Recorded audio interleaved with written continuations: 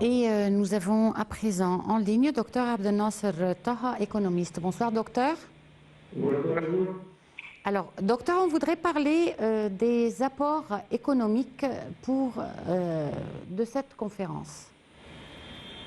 En fait, je veux au début bien déclarer ma félicitation et la félicitation de tous les Égyptiens parce que l'équipe qui ont pu faire un succès exceptionnel dans l'organisation d'un tel événement de très grande taille et de niveau d'organisation vraiment très exceptionnel est une fierté pour nous tous.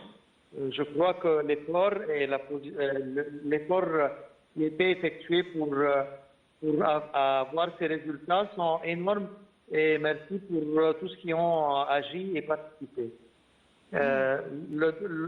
Votre question, c'est que quels sont les points principaux pour l'Égypte et les résultats principaux que, de mon point de vue, je vois qui ont été bien déclarés dans l'événement.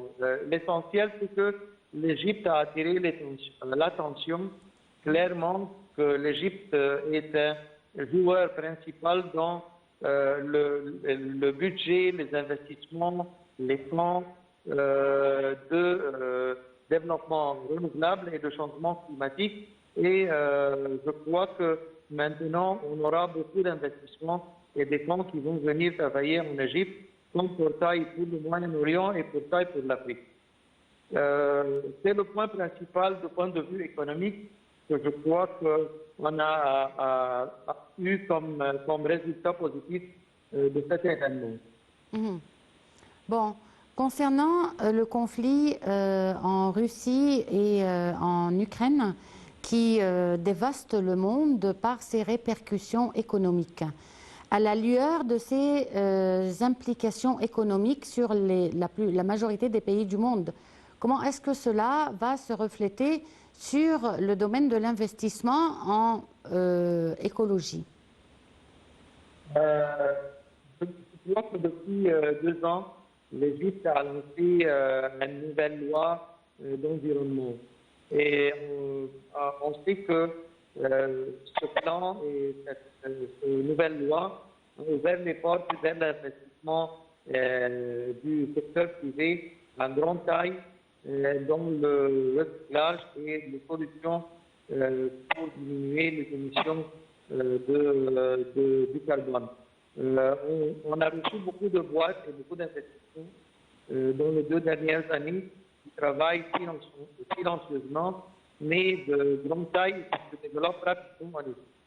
Maintenant, avec le COP et avec la nouvelle loi et avec l'attraction que l'Égypte a pu réaliser dans cet événement, on aura beaucoup de fonds qui pourront venir investir en Égypte. Le plus important, c'est que l'Égypte, comme je disais, va être un portail essentiel pour l'investissement dans l'économie verte en Afrique du point de vue changement climatique.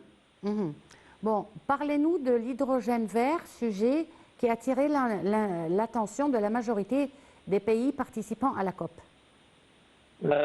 Avant l'événement, 2 mois avant l'événement, l'Égypte a lancé un très grand projet dans la zone économique de la canal de Suez comme créateur de nouvelles modes d'énergie, l'hydrogène vert. L'hydrogène vert, je ne suis pas un expert technologique dans ce domaine, mais l'Égypte, de cette façon, va attirer non seulement l'investissement, mais on sait clairement que la crise européenne aujourd'hui de demande d'énergie est un dossier essentiel et très urgent. L'Égypte, avec cette création d'énergie verte et d'énergie renouvelable et la câble qui va se connecter entre l'Égypte et l'Europe et d'autres points, la gaz naturel, l'exploitation, la liquéfaction qui va être exporté vers l'Europe, l'Égypte se transforme rapidement vers un centre mondial d'énergie verte et d'énergie renouvelable. Mhm. Bon, le grand défi de la COP27 était le 1,5 degré Celsius. Comment est-ce qu'il va pouvoir se réaliser? C'est pas l'Égypte. Maintenant, les grands créateurs de pollution et de carbone et d'émissions sont essentiellement les grands pôles industriels, soit en Amérique et en Chine.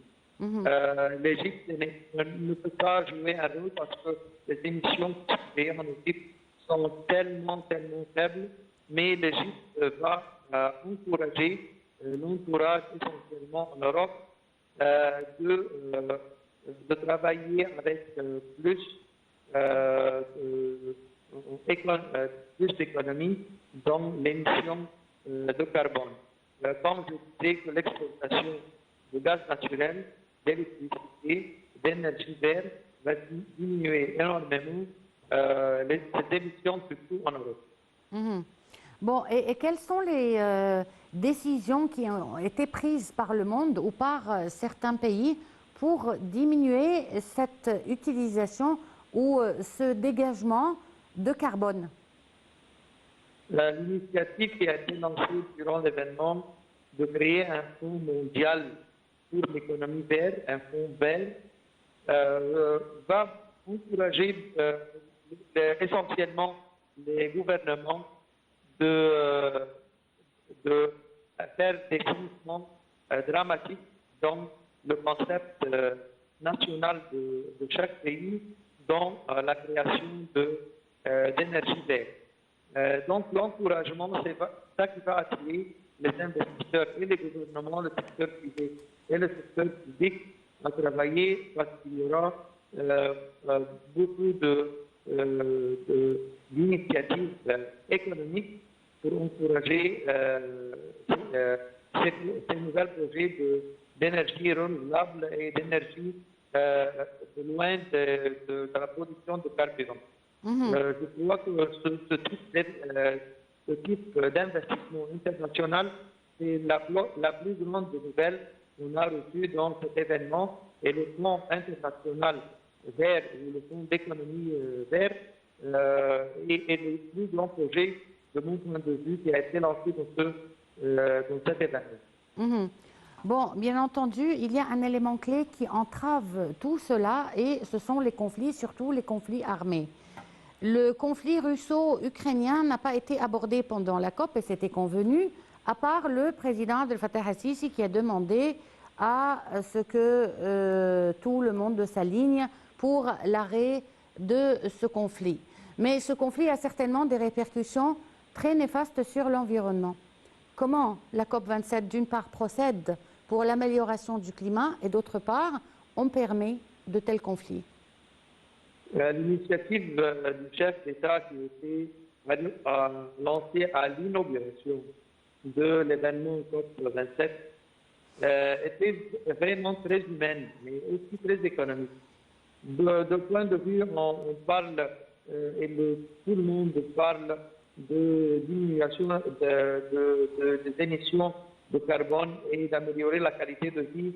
Et d'autre part, on a la guerre russe-ukrainienne. Donc il y a beaucoup de dommages, beaucoup de pertes économiques, beaucoup de pertes sociales, beaucoup de pertes civiles. Il y a beaucoup de pertes dans ce type de guerre et donc la contradiction entre comment créer une nouvelle qualité de vie en même temps avoir des guerres. Donc on a beaucoup de pertes dans tout le monde. Ce n'est pas limité à la Russie ou à l'Ukraine. Il y a des échecs énormes dans l'économie mondiale et des pertes normales, des pertes exceptionnelles dans l'économie de tous les pays du monde. Et donc on ne peut pas avoir cette contradiction entre les deux cas. Bon, un exploit important s'est produit durant cette COP27 et c'est le fait de bénéficier de l'expérience de l'Égypte dans le programme de Haya Karima ou une vie décente pour toute l'Afrique. Comment cela va se réaliser?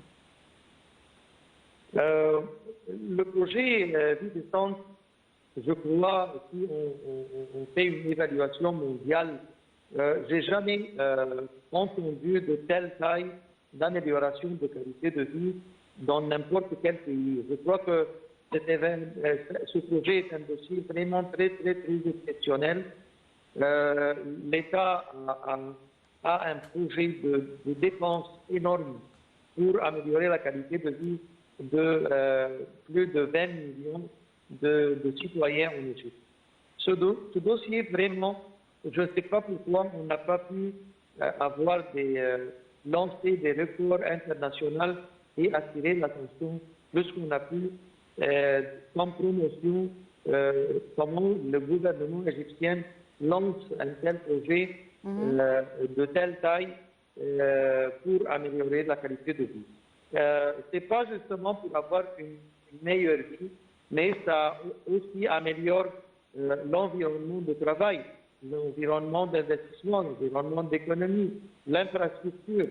Ce projet, moi je le considère, comme je disais, j'ai jamais entendu de telle taille qu'il y a un gouvernement qui a pu lancer et prendre, même avec une économie qui n'est pas tellement pauvre. On n'est pas un pays riche. Mais comment cette initiative et ce projet a été créé et suivi par le chef d'État directement. Et je crois qu'on n'a pas pu faire une promotion suffisante pour bien indiquer au monde entier que le gouvernement égyptien, malgré la crise économique et la situation très délicate de l'économie égyptienne, insiste à continuer à fournir une meilleure vie pour les citoyens. Oui, mais cela, comment va ce programme pouvoir arriver jusqu'en Afrique? C'est un modèle pour améliorer l'infrastructure des citoyens qui peut être répandue en Afrique. Dans ce cas, l'Égypte peut exporter l'expérience de tels projets dans d'autres pays africains pour être appliqués avec notre expertise qui a vraiment été de grande taille et qui a réussi à améliorer la qualité de vie de grand nombre d'Égyptiens. Donc, on peut exporter maintenant notre expérience dans l'infrastructure, le traitement des égouts, la qualité de l'eau et le recyclage. Bon, quelles sont les pratiques que les citoyens égyptiens doivent suivre actuellement pour la préservation du climat? On peut dire, en bref, l'éducation des citoyens. L'éducation des citoyens, ça commence par les médias, dans les écoles, et maintenant tout le monde parle en Égypte à la qualité du climat et le changement climatique et le recyclage. Et donc l'éducation est notre premier objectif pour que les citoyens soient partenaires, pour que le peuple soit un partenaire. L'événement a vraiment réussi à commencer, mais on doit continuer. Le média a joué le rôle principal de continuer cette éducation et les NGO, les sociétés de services. Les organisations non gouvernementales? Exactement, donc jouer aussi et encourager le peuple à avoir de petits projets partout dans le recyclage et l'énergie renouvelable et la consommation de l'eau. Et qu'est-ce qui sera demandé de tous les États participants à la COP 27 jusqu'à la COP 28? Je vois que le joueur principal maintenant, c'est l'investisseur.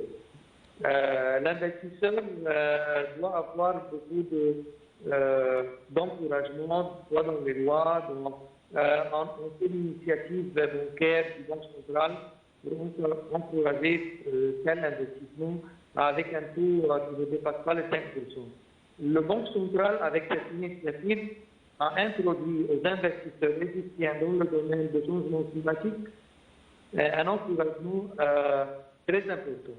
Et aujourd'hui, les investisseurs et le secteur privé doivent être le premier joueur dans cette situation.